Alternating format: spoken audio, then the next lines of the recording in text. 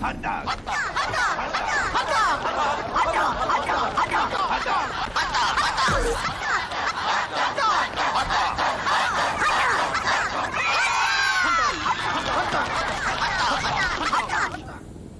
I said with mustard. Make it 2. Control was good. Welcome back to Honored Madman, and we have another little short video for you guys today. And I don't know if you guys know this about me, but I'm a really big fan of the Pikmin series from Nintendo. I grew up on it. I really liked the first one. It kind of scared me as a kid because I remember it stressing me out because, like, at the time this was the only game that was like, hey, you have a deadline, you have to find all the parts by 30 days or you're dead. Shit, I mean, Pikmin is perhaps the reason I'm such a worrisome individual in life. But look, I love these games. I'm not gonna get too into it, but as many people do, I've had some dark times, especially in my youth. And there's just something about these games, man. They, like, even on my worst of days, like, or the horrible shit could be happening, I could pop on Pikmin and boom, I was transported out of it and I was in a good mood because everything was just so, like, interesting and cool and lighthearted. It didn't pull any punches either. It showed you these horrible monsters you're going to have to fight, you might encounter. It shows you that you're not going to bring all your Pikmin back from every engagement. You know, some of them are going to fall in battle and you have to just accept that. You have to learn how to make sacrifices count, you know, when possible, that is. I should save some of this shit for my review on Pikmin 1, but today we're going to be talking about Pikmin 4's awesome fucking commercial that I'm probably like a month late to seeing because I guess I'm just like out of touch. Literally, while I was recording this, I saw that they released a new commercial, a much more detailed one. Well, not much more. It's less gameplay, more story. It's like a story commercial as opposed to the other one which showed gameplay. But we'll cover that after the recap too. But before that, I'll do a little bit of recapping for those who aren't really familiar with the story or even the plot of these games. So the first game centers around Captain Olimar, who's delivering some carrots to his to a planet. He's basically a space delivery man. Think Futurama. When he's heading home, he gets hit by an asteroid and crash lands on Earth. He meets the Pikmin, specifically 3 different types or subspecies of them. Red ones who are flame resistant and specialize in attack. They're like the fighters of the bunch. Then there's yellows who have these big ol' ears and are extremely light and can be tossed much higher. In the first game, they specifically specialized in carrying bomb rocks. In games after this, they would lose this ability, but instead possess a resistance to electricity. And finally, there was the blues, the aquatic Pikmin, the only species so far that were actually able to move freely through water that we've seen, making them quite useful in my opinion. Now, after going through 4 different zones and 1 boss zone that's basically like an final obstacle course or something, where your biggest enemy is the controls on the GameCube version with the bomb rocks, where if you dismiss all your Pikmin, then they're gonna set off their bomb rocks. You have to individually dismiss or grab yellow Pikmin carrying bomb rocks. It's a whole thing. So Olimar eventually repairs his ship and goes home, only to find out that his company is now in what's called dire financial straits, mainly caused by a new employee's fuck up. This new employee in question is of course Louis, and he supposedly lost a very important shipment of golden pick carrots to a ravenous space bunny, which forced the president to take out a loan to cover their losses, which is comically illustrated by how he has Olimar's ship immediately repossessed and sold off as soon as Olimar shows back up after being missing for an undisclosed amount of time and stranded on a deserted planet, or not deserted but hostile, and having to spend the last 30 days meticulously recollecting all the missing pieces of his ship and putting it back together, only for it to just be sold off so quickly. What a lovely moment. But yeah, they were basically in crippling debt, and while the president of the company is explaining this to Olimar in shock, he drops the little bottle cap that he brought home for his son as a souvenir of his travels in space, and it happens to get picked up and scanned by the, what I like to call, ship's head, that quickly determines it to be valuable. When his boss sees this, he quickly orders Olimar and his coworker Louis to head back to Earth and bring as much treasure back as they can to get the company out of debt. Olimar doesn't even get a chance to see his family while he's here. He's probably home for about 10 minutes while all this happens and is immediately sent back to the Pikmin planet. Although judging by his logs, this doesn't seem to bother him very much, which is something I've always found amusing. Some of his logs talk about how he misses his family or how stuff reminds him of them, but at the same time he seems way more focused on scanning and analyzing all this treasure than just hurrying up and gathering it and coming home, if that makes sense. Now, Pikmin 2 follows a lot less of the survival elements of the other game, and really the only survival element was the deadline in my opinion. The first game expected a certain level of efficiency from the player, to the point where if you're not close to the amount of parts you need to escape on the final day, on the 30th day, then you're pretty much fucked. Yeah, the Pikmin will plant you and you'll sprout out again and get an extra day again, but if you can't get the amount of parts you need in that extra day, you're again fucked. So Pikmin 2 kind of throws that out the window in favor of a focus on underground exploration, with these multi-level dungeons that you can explore and get a lot of treasure out of. Very, very cool. I think the biggest plus for Pikmin 2 compared to Pikmin 1 is that you now have 2 captains, which pretty much changes the game in many ways. You can get a lot more shit done now that you have Louie with you. You can send him and a group of Pikmin to go knock down some walls on one side of the map, while you take another group of Pikmin as Olimar to go take out some like little Bulborbs or enemies. It allowed you to get a lot more done in a day, that's for sure.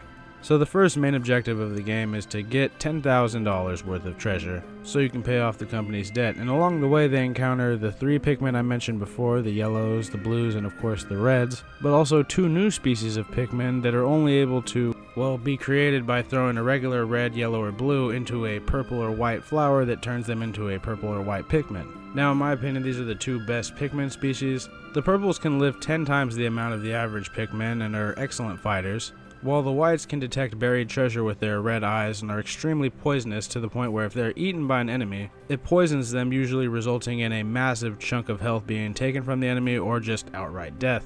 I'm always one to vouch for the purple's fighting abilities though. You can take out the very final boss of this game, the Titan Dweevil, with just an elite team of purple Pikmin, easily. So after the 2 captains amass enough money to pay off their company's debt, they head back home, only Olimar notices at the last second that he'd left Louie behind.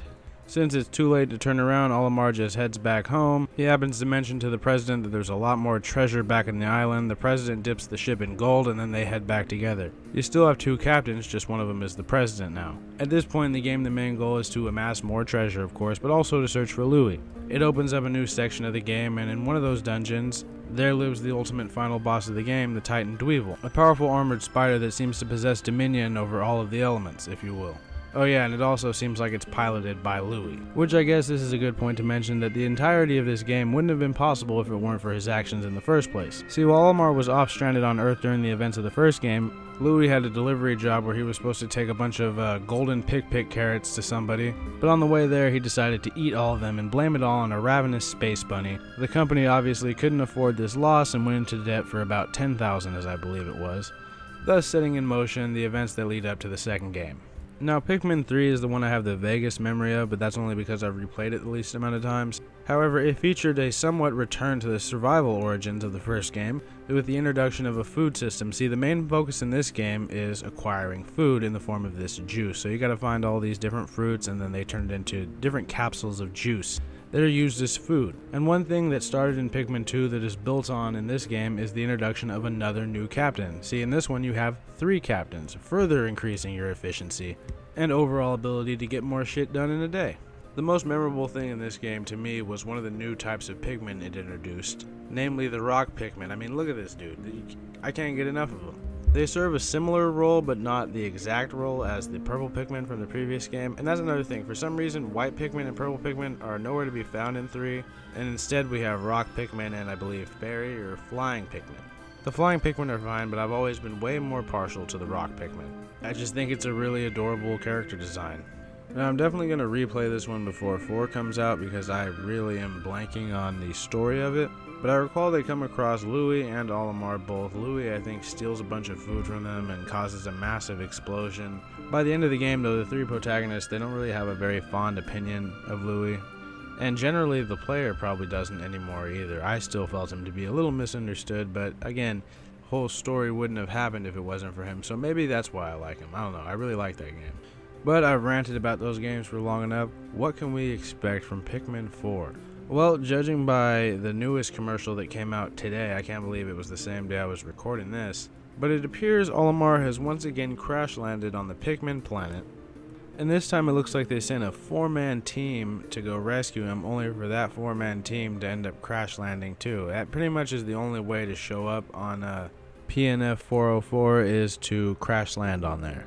At least for coin-sized life forms, that is. Now, arguably the most interesting thing this commercial had was the character creator. It looks like you're going to get to design your entire 4-man team. which is something I've always enjoyed. I mean, it makes me have a more attachment to the characters if I, make them all, name them all, and, give them all purposes. Maybe they can even be lost in the field, perhaps. That would be kind of Fire Emblem-esque. That would be interesting. Might be a little too dark for Pikmin, but Pikmin has always kind of, it's always been kind of dark. It just kind of walks that line of lightheartedness and dark-heartedness, and that's what makes these games so special, in my opinion. But the other commercial, the one that came out a couple months ago, unveiled a lot of gameplay, and it also let us know that pretty much every Pikmin was returning. And the reason I'm so hyped for this game is that isn't even the biggest reveal. That's not even the thing I'm most excited about, and I love the fact that they finally have a game where all of the Pikmin are in it. And it looks like they've added like Ice Pikmin 2 into the mix. I can't wait to see how those guys work. That'll be a lot of fun. But the thing I'm most excited for in this game is that they added a dog-like mount you can use. Look at that, dude. You got a dog now. That's my biggest complaint about Tears of the Kingdom is that the Wolf Link amiibo no longer summons Wolf Link, so you can't run around with a nice little dog at your side. That kind of will bum me out forever about Tears of the Kingdom, and that's probably my only complaint about that game. It beats Breath of the Wild in every other category except for that one, but we're not here to talk about that today.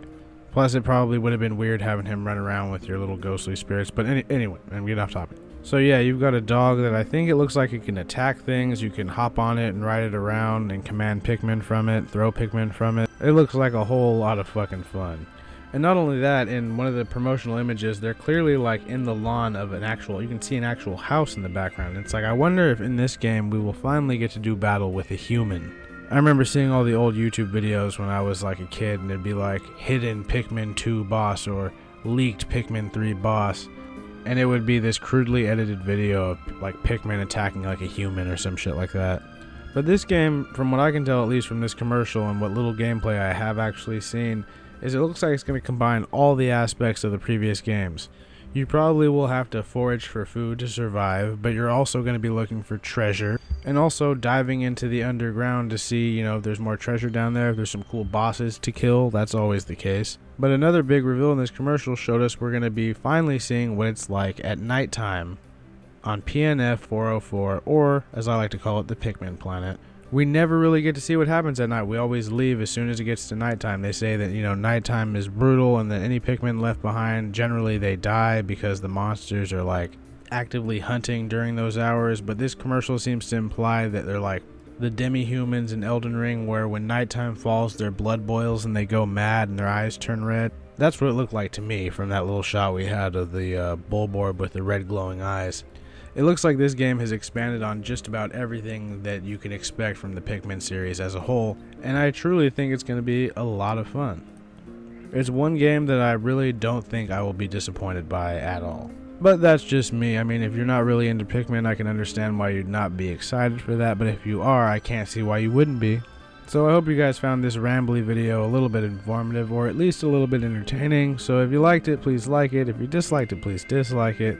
And if you like hearing me rant on about different video games now, we're going to try and branch out, please consider subscribing. We're talking about a lot of fun stuff here this year, so be sure to stay tuned.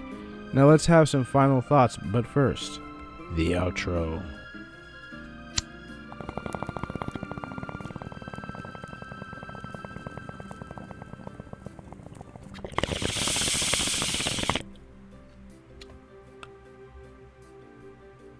So I know that Pikmin is almost like a niche franchise, but it's a lot of fun, and if my video gets anybody else to give it a shot for the first time, you might have a lot of fun. It might not be your speed, but I think the average Souls fan would also appreciate these games because it has some pretty cool boss fights. Yeah, they are completely different than any Souls style boss fight or anything like that, but that makes everything more interesting. It's just good boss fights. I really like that. It's got a fun atmosphere, great soundtrack.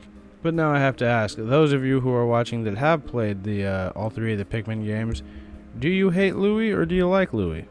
Personally, I think he makes complete sense as a character. His actions in 3, I just have to replay it again so I can get the proper context back in my head to defend said actions. But I'd like to hear what other people say because I know a good amount of people hate him after 3, and that seems a little extreme. But yeah, I've already talked for way longer than I had wanted to. Next lore video should be up by tomorrow. Everything got derailed by a few days, but we're back on track now. So everybody have a good one, be safe, and I will see you next time.